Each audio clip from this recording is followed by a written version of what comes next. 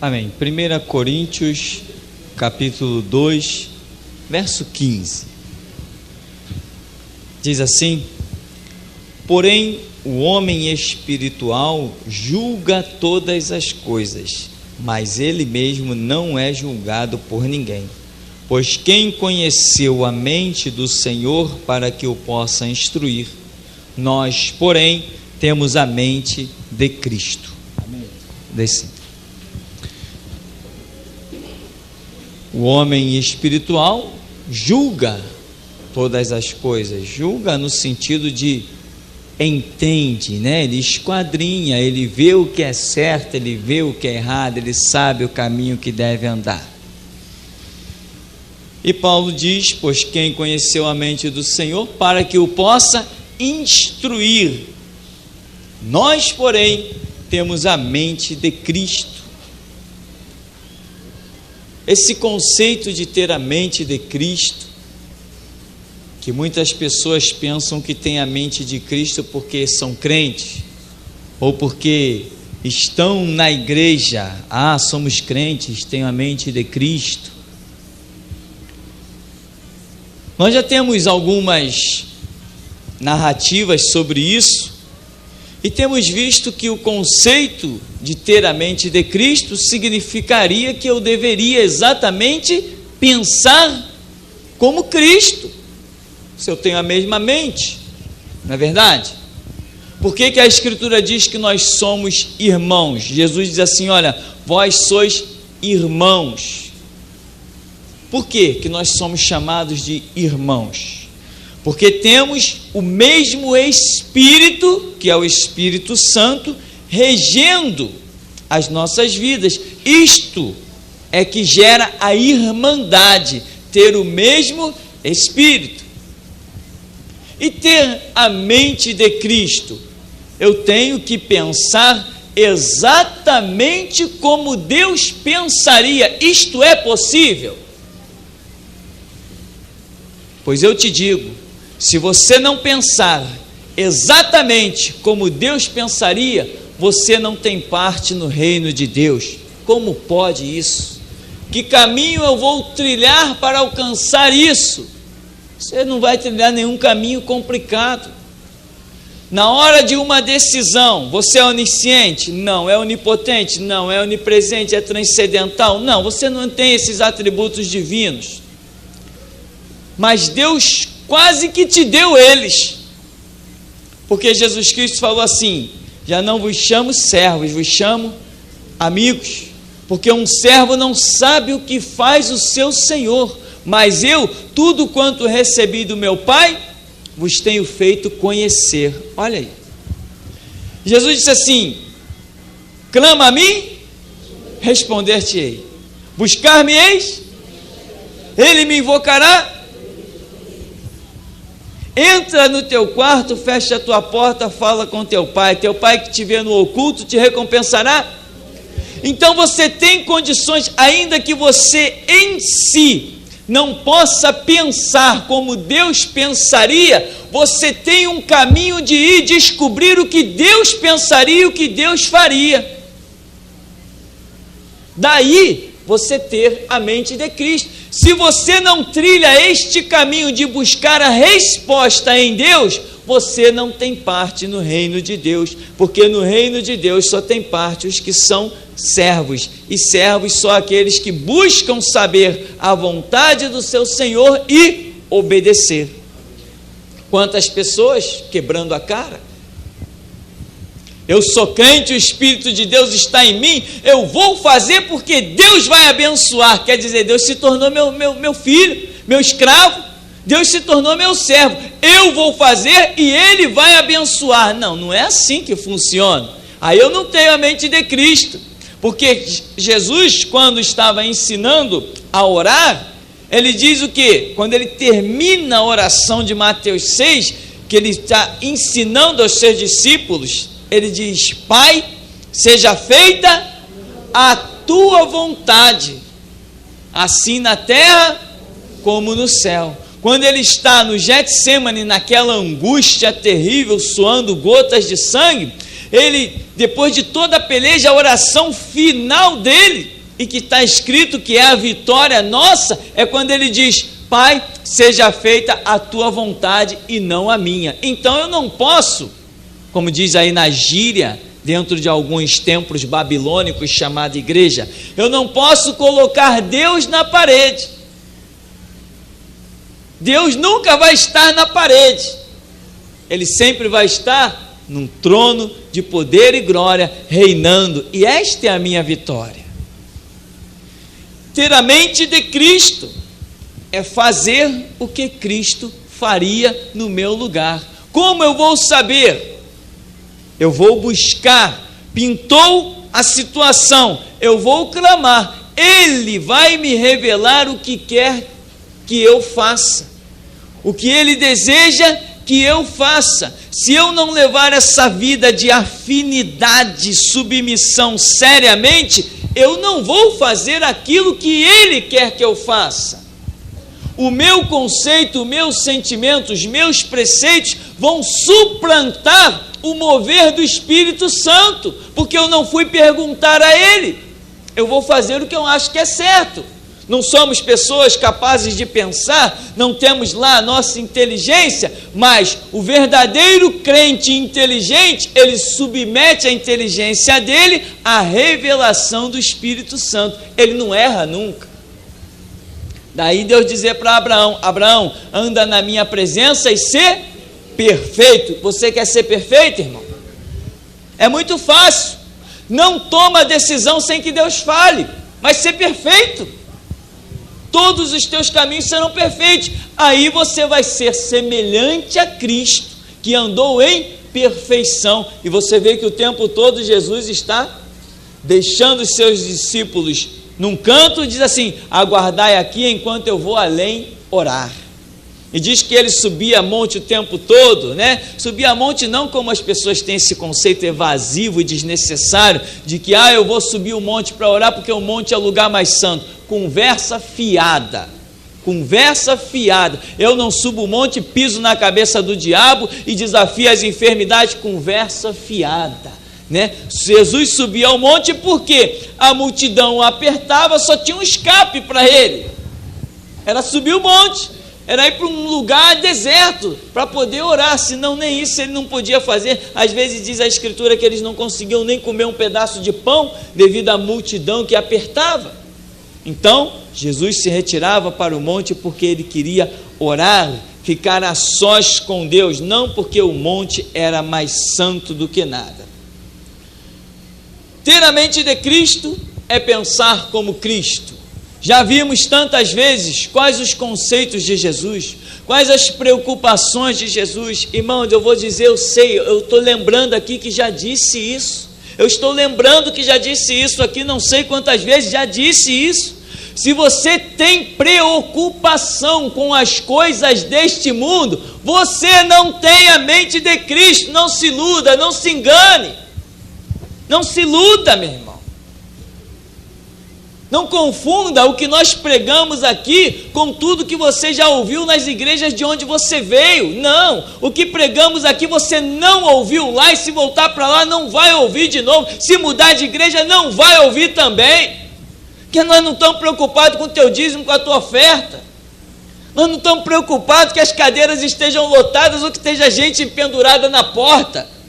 Nós não entendemos que Deus precise de uma multidão, entendemos que Ele quer contar com uma multidão, mas não que precisa. Entende, irmão? Então, presta atenção, Jesus Cristo disse: não vos preocupeis com o dia de amanhã. E aí, quantos podem se enquadrar numa palavra dessa? Que palavra dura, que palavra pesada. Eu tenho a mente de Cristo. Isso virou slogan dentro de algumas igrejas. Tem igrejinha por aí fazendo congresso e usando como bandeira do congresso, como referencial, essa expressão de 1 Coríntios 2,16 aí. Nós temos a mente de Cristo. Aí você vai lá e ouve só besteira. Um monte de gente preocupada consigo mesmo, que o vizinho está baixando as chamas do inferno, ele sabe e nunca fez uma oração pelo vizinho. Que mente de Cristo é essa? Que piada! Estão brincando de cristianismo. Eu tenho a mente de Cristo quando eu me importo com o meu semelhante. Aí eu tenho a mente de Cristo. Quando eu estou preocupado porque o diabo está tragando milhares por dia, é no tráfico de drogas, é nos presídios, é jogando no leito de hospital e matando. Aí eu me importo com essas almas, aí eu tenho a mente de Cristo. Mas, não, eu estou bem, a minha família está bem, a minha casa está bem, ah, Jesus, obrigado, eu sou abençoado, e o meu vizinho está lá na pior, e eu não estou nem aí, ah, Jesus, estou cheio do Espírito Santo. Que isso? Vamos falar sério. Eu estou cheio do Espírito Santo quando eu me importo com uma alma que está padecendo. Eu estou cheio do Espírito Santo quando eu entro no meu quarto desesperado e digo: Jesus, me dá uma direção, Jesus, me dá um projeto, eu preciso ver vidas sendo salvas, eu preciso ver almas sendo resgatadas do caminho do inferno. Isto é ter a mente de Cristo, é comprar o barulho de Jesus. Como é que eu posso dizer ter a mente de Cristo se eu vejo a injustiça passear diante dos meus olhos e eu não me levanto contra ela? Que mente de Cristo é essa? Você ousaria, você imagina você assistindo uma cena em que Jesus contemplasse uma injustiça e cruzasse os braços? Como é que ele em Mateus 5,6 vai dizer: bem-aventurado que tem fome e sede de justiça? Se ele não fosse o referencial, o exemplo, ele não diria. Tanto ele tinha fome e sede de justiça, que se aproximou lá em Mateus 23, de quem? Dos saduceus, dos fariseus, dos sacerdotes, dos escribas, e os chamou de quê? De hipócritas, falsos. Por quê? Porque a sua fome e sede de justiça o impelia a isto. E eu tenho a mente de Cristo, e a iniquidade desfila diante dos meus olhos e eu não estou nem aí. Estou indiferente, estou inerte. Não, eu estou bem. Eu estou bem? Que isso? Enquanto eu imaginar que o diabo está realizando a obra dele em algum lugar, eu estou mal, eu estou muito mal, eu estou desesperadamente mal. Foi isso que Jesus fez, quando olhou para nós e nos viu na maior miséria, na maior desgraça. Disse assim: olha lá, pobres coitados miseráveis, a caminho do inferno a passos largos, e não resta mais nada, porque um injusto vai se oferecer pelo outro, só resta eu ir. E diz a Escritura: ele despiu-se da sua glória e habitou entre nós, e vimos a sua glória como unigênito do Pai, cheio de graça e formosura. Nós não vamos ser tão bonzinhos como Deus, é difícil, né? Como já falei, Deus deu o seu filho, você daria o seu? Tem coisas que só Jesus faz, mas tem outras que Ele espera que nós façamos, e nós não podemos vacilar naquilo que Ele quer que nós façamos. Ele realmente nos deu do seu Espírito. Você está preocupado com as enfermidades? Se você não está preocupado com as enfermidades, é porque Ele tem feito uma obra poderosíssima na sua vida. E se você está preocupado com as enfermidades, deixa eu te dizer mais uma vez, você não tem a mente de Cristo. Você não pensa como Ele. Já pensou Jesus preocupado com as probabilidades genéticas? Com as pesquisas do DNA? Já pensou Jesus preocupado com as estatísticas das enfermidades que vão assolar o mundo? Já pensou Jesus preocupado com a virose que vem invadindo a nação? Já pensou Jesus preocupado com isso? Você está? Se você não está, você alcançou a mente de Cristo. Se você está, você ainda tem que crescer e muito. Amém?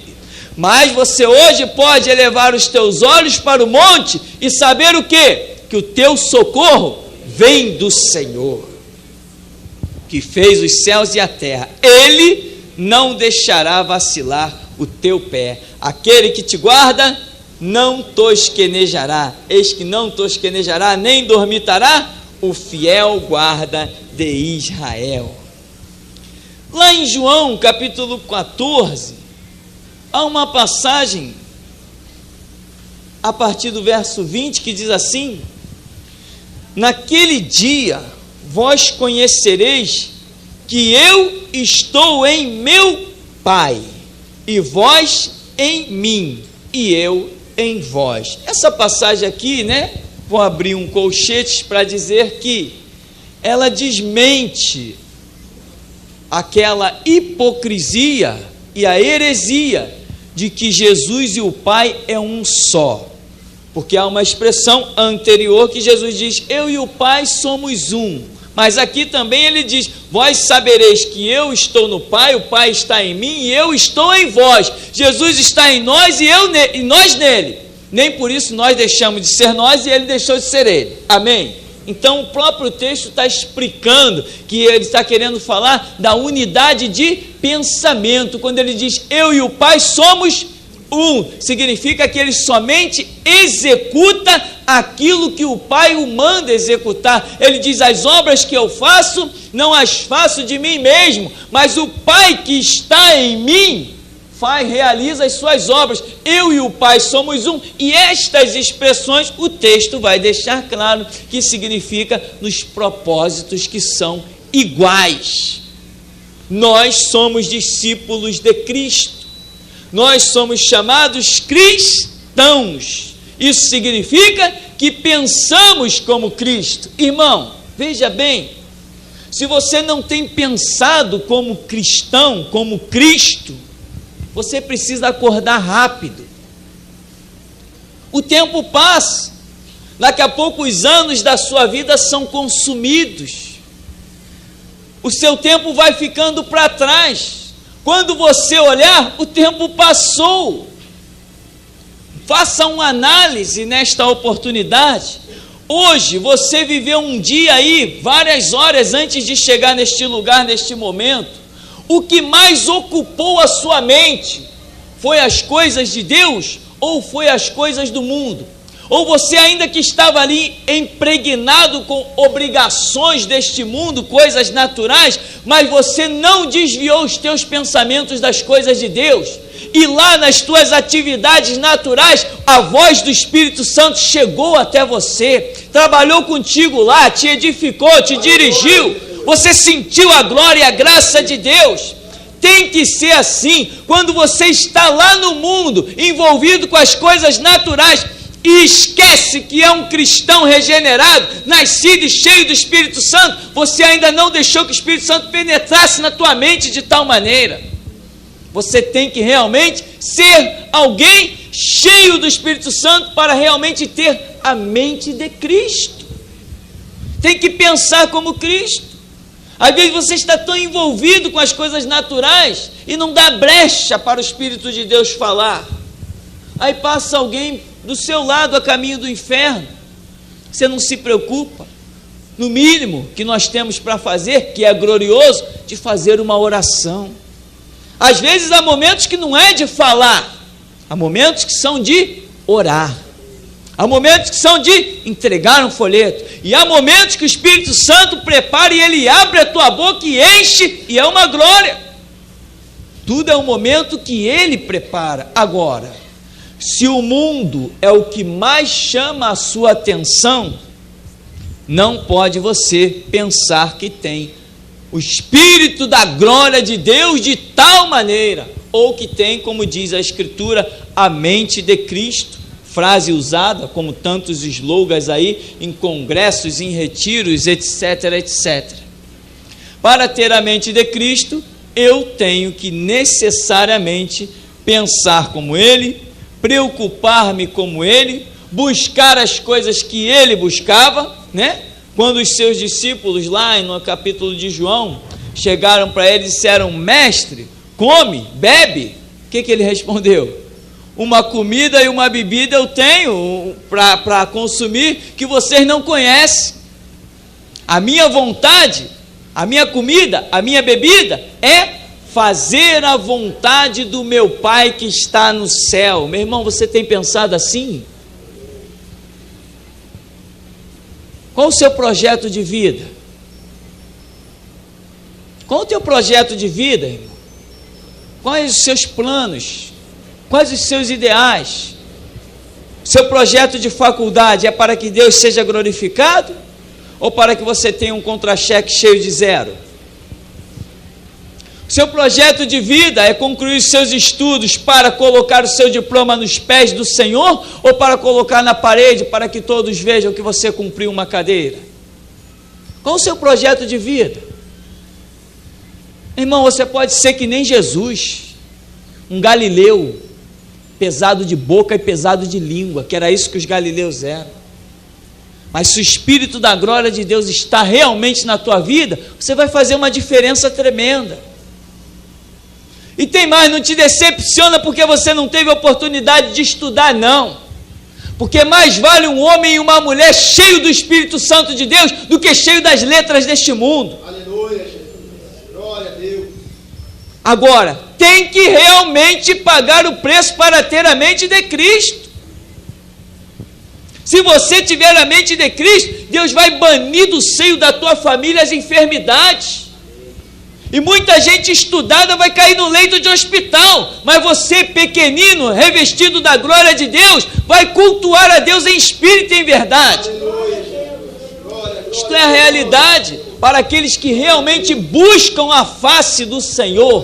Deus quer contar com a sua vida e fazer um assombro, mas quando você se preocupa com as coisas do mundo, você neutraliza a ação do Espírito Santo de Deus. Por isso Jesus diz: não vos preocupeis com o dia de amanhã. Quer ver que coisa gloriosa? Aquela passagem, aquela escapada do povo de Deus do Egito até a terra Canaã, irmãos, aquilo ali tem lições fantásticas. Lembra do maná? O que Deus falou? Olha, amanhã vocês comerão o maná. Peguem a porção correspondente à família. O povo estava com fome. O povo estava querendo coisa para comer. Moisés falou assim: vocês vão pegar, deu lá uma medida da época e falou: é para cada um esta medida, para cada família tanto, não colham mais do que isso, senão vai apodrecer, dar bicho e cheirar mal. Vocês vão ter que ter a porção a cada dia, vocês terão que ter fé para não armazenar nada, porque Deus proverá dia após dia. Olha a glória. Aí tiveram uns lá que assim fizeram, outros, porém, incrédulos, quiseram guardar o seu dinheiro na caderneta de poupança. Vamos trazer para o dia de hoje. Porque eles quiseram ter uma reserva, eles não confiavam que Deus iria prover, eles confiaram na reserva que eles tinham. Então foram lá e ao invés de pegar, como Moisés falou, a porção que cada um pudesse comer naquele dia, eles pegaram e guardaram em pote. No dia seguinte, quando foram abrir, como é que estava? Cheio de bicho e cheirando mal. Moisés deu uma bronca, povo incrédulo. Vai vendo como justificava eles não entrarem na terra prometida. Chegou na sexta-feira, Moisés falou assim: amanhã é o sábado do Senhor. Hoje então, hoje na sexta-feira, vocês podem colher maná dobrado, porque amanhã não vai descer o maná e vocês amanhã não vão trabalhar, é dia de descanso. O povo falou assim: mas Moisés, quando nós colhemos dobrado da outra vez, deu bicho e cheirou mal. Moisés falou assim: mas dessa vez não vai dar. E assim eles colheram dobrado e não deu. Por quê? Quem preserva o teu sustento dia após dia é Deus. Se você está preocupado, meu irmão, em ter uma reserva e não viver o teu dia a dia dado por Deus, não ouse dizer que você tem a mente de Cristo. Não ouse dizer que você é uma pessoa cheia do Espírito Santo. Cheio do Espírito Santo era Elias, que disse assim: vou chegar ao Monte Horebe. Pegou, botou pé no deserto e tinha ele cerca de 50 dias para caminhar ou mais, sabe-se lá quanto tempo ele ia caminhar naquele deserto. E quando ele foi no meio do caminho, sem nada, ele parou e dormiu. Quando as forças lhe faltaram, o que aconteceu? O anjo desceu, colocou uma alimentação diante dele, disse: Elias, acorda, come, bebe, longa é a tua caminhada. Ele comeu e bebeu. E diz a Bíblia que com a força daquela comida, caminhou 40 dias e 40 noites. Que comida é essa que sustenta um homem 40 dias e 40 noites, sem comer, sem beber e sem dormir? Meu irmão, pega a sua Bíblia na mão, levanta ela para o alto, diga diante de Deus: esta é a comida que me faz caminhar 40 dias e 40 noites, sem comer, sem beber e sem dormir. É esta palavra exatamente, meu irmão, que simboliza aquela comida que Deus desceu e deu para Elias. Esta palavra é o teu sustento, ou você crê nela para ver a glória de Deus, ou ela mesma acaba contigo, pela tua incredulidade. É isso que você tem na mão, meu irmão. E o que temos feito nesses anos de ministério que o Senhor nos tem concedido? Apenas temos dito que a Bíblia é a palavra de Deus, só isso. Claro, temos arranjado muitos inimigos com isso, como temos, e mais queremos arranjar daqueles que não querem se converter à verdade. Mais queremos arranjar, principalmente lideranças intituladas pastores. Esses são os meus principais inimigos. Eu não tenho por adversário o diabo, tadinho do diabo se ele aparecer na minha frente. Os meus maiores inimigos se chamam bispos, pastores, presbíteros, diáconos. Esses são os meus maiores inimigos, porque pervertem o verdadeiro valor desta palavra. E basta você dizer que ela é a única eficácia para a sua salvação, para a sua prosperidade, você arranja inimigos, porque você neutraliza as campanhas que dão dinheiro, as correntes que dão dinheiro, os objetos ungidos que dão dinheiro, os envelopes ungidos e um monte de palhaçada que tem por aí. Então, querido, veja o que Jesus diz aqui: naquele dia vós conhecereis que eu estou em meu Pai, vós em mim e eu em vós. Aí ele diz mais adiante: aquele que tem os meus mandamentos e os guarda, esse é o que me ama. Aquele que me ama é amado do meu Pai, eu também o amarei, me manifestarei a ele. Que coisa gloriosa! O Evangelho, ele é simples, mas ele é de uma eficácia tremenda. Não vou perguntar se você já foi curado por Deus, sabemos que foi. Não vou perguntar se você já recebeu uma palavra de direção de Deus para tomar uma atitude, sabemos que já recebeu. Deus tem falado em nosso meio todo dia. Nós somos um povo que temos visto Deus falar face a face de uma maneira gloriosa. Deus fala pela profecia, pela visão, pela revelação, fala em sonhos, fala pela palavra. Aqui Deus fala. O que contraria uma série de pastores de outros lugares, que eles dizem: Deus não fala mais, coitado, se eles não fossem surdos ouviriam. Então, meu irmão, nós temos sim a mente de Cristo. Quando credibilizamos a Bíblia como palavra de Deus, e como diz Apocalipse 12:11, credibilizamos o sangue do Cordeiro, a palavra do testemunho e apostamos a vida nisto até a morte. Isto é ter a mente de Cristo.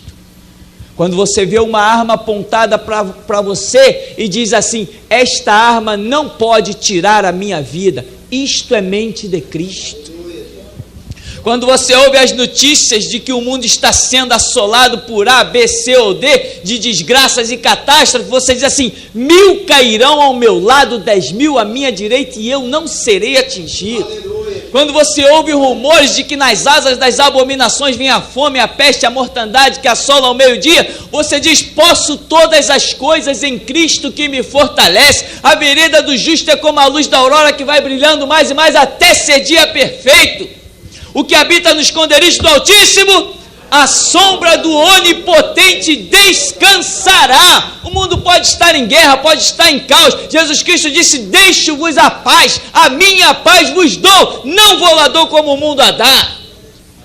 Mente de Cristo é você simplesmente confiar na palavra de Deus. Pintou a decisão, pintou a dúvida, entra, confia na palavra, entra no teu quarto, fecha a tua porta, fala com teu Deus. Deus quer nos dar direção, porque como venceremos sem a direção dele? Não tem como vencer, não tem como vencer, e só tem uma maneira de você não ser um crente acomodado, inerte, estático, inútil, só tem uma maneira, é recebendo a direção de Deus.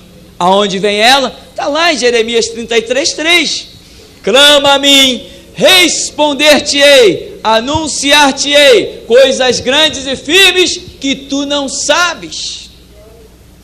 É assim que nós realmente vamos fazer diferença neste mundo, e o Espírito Santo e a dispensação gloriosa que Ele nos tem dado, não vai passar das nossas vidas, Ele vai cumprir em nós o que lhe apraz. Então, querido, como Paulo diz aqui, 2 Coríntios 2,15, porém o homem espiritual julga todas as coisas, mas ele mesmo não é julgado por ninguém, pois quem conheceu a mente do Senhor, que o possa instruir.